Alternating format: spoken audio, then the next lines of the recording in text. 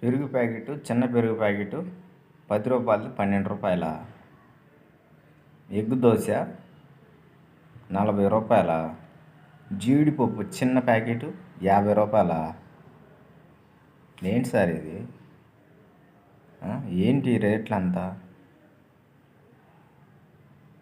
అంటే ఈ రేట్లు అంటే మీరు రేట్లు ఎలా అమ్ముతున్నారో చూడరా మీరు?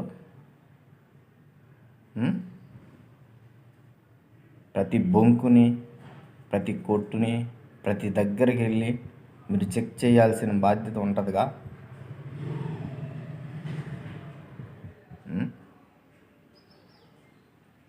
సరే, డబ్బులు ఉన్నోడైనా లేనోడైనా సరే, కంట్రీలో రేట్స్ అనేవి అన్ని చోట్ల ఒకే రకంగా అమ్మాలి.